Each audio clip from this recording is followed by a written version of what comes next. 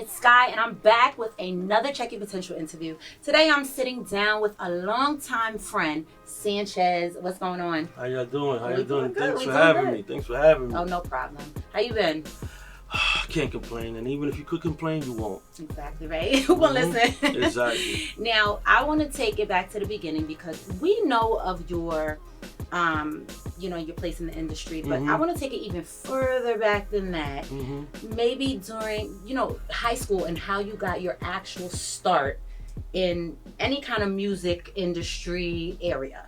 Well, back in the days, everybody rapped. Yeah. So I'm not going to talk about that, but back in '99, I used to work at a place in Hunts Point called the Hot Spot, and that was where that was when tapes were still. You had to get the $5 tapes. You had to get regular cassette tapes. Regular cassette tapes. And then that was around the time that it was converting to CDs. So I used to work with also used to work with a guy named Ness. Well, his name was Keith, and he had a store on 149th Street called Ness. Okay. And all the DJs would go there. DJs such as SNS, K Slay, and all that. And the first time I actually got in the game, like selling tapes or selling CDs, was when they used to bring the K Slay tapes to my store, and I used to bring it to my high school.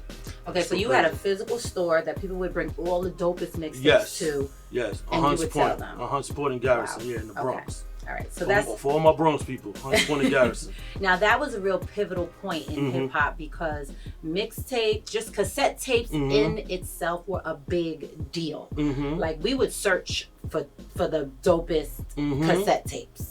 So what was that like, just having a store that sold some of the dopest mixtapes or some of the dopest cassettes by some of the dopest DJs? Well,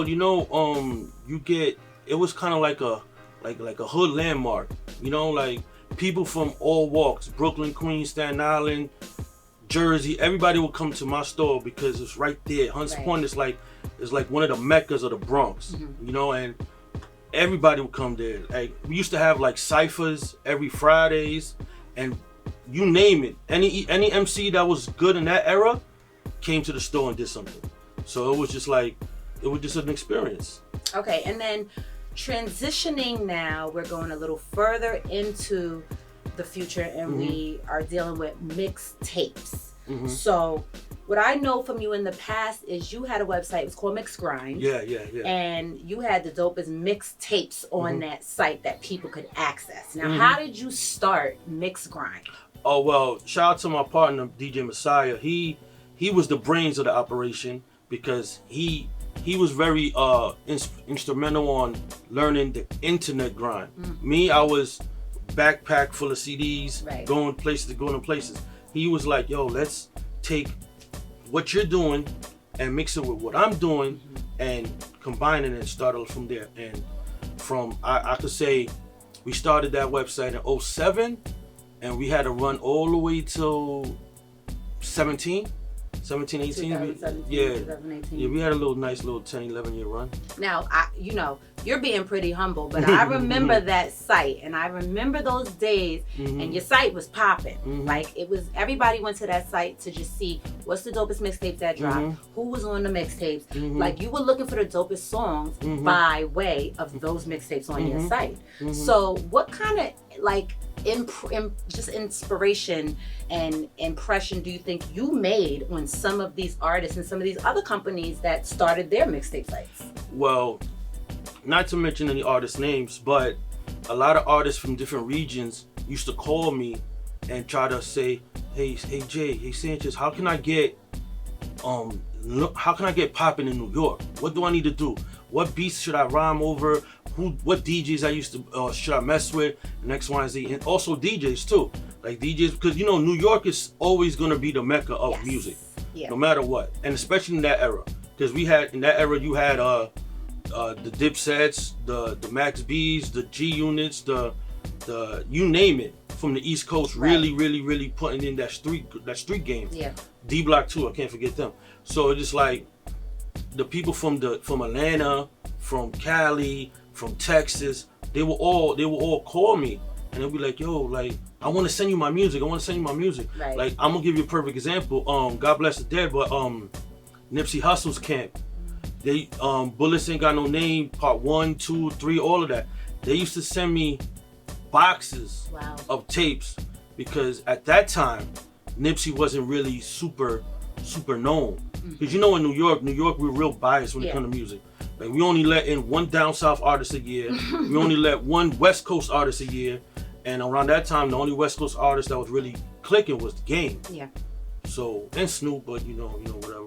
But they were just pushing Nipsey. So what I used to do, me and my partner, we used to put Nipsey Hussle mixtapes in every package that a customer will buy from us. Nice. Just to like, you know what I mean? Just to like push it on, like push it and get him more notoriety. Right. You know what I'm saying? So yeah, that was that. So you were early on that pre-promotion for a whole other artist in what you were doing. Yes. That's dope. Now, when we look at today and we look at like the Spotifys and the Apple playlists, do you feel like that's like the new version of the mixtapes?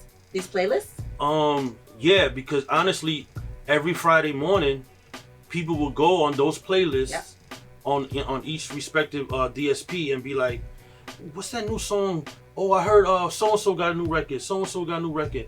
And there will be playlists already pre-made that would have 25 or 30 of the brand newest records that these labels are trying to push on to the artists. Yeah. I mean, to the consumers. You know what I'm saying? So yeah, DSPs is cool. Now, do you feel like artists, it benefits them to still put out mixtapes now?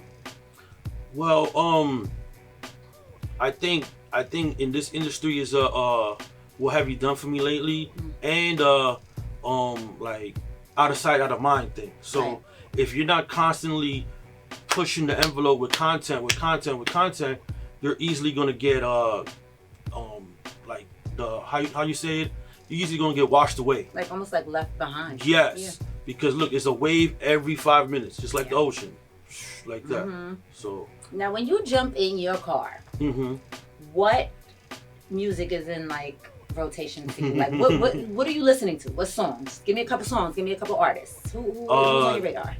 I listen to a lot of older stuff because since I'm always in the clubs, I'm already hearing all the newest stuff. But if I want to talk about new artists, of course, West Side Gun, the whole Griselda I listen to. Dope B out of Cleveland.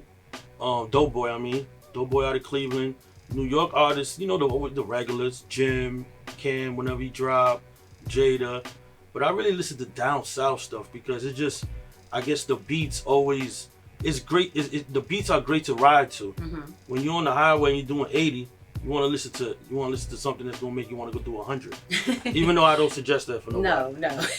But what down south artists? Of course, 3 6 Mafia. Okay. 3 6 Mafia, of course, they're legends. A lot of Texas music. My man Word Life, he's from Dallas. Okay. He's originally from the Bronx, but he's from Dallas. Okay. Of course, my man Cortez, of course, Brooklyn all the way. And yeah, that's about it. All right. Now, we have a lot more with Sanchez to come. It's Check Your Potential. Stay tuned for more.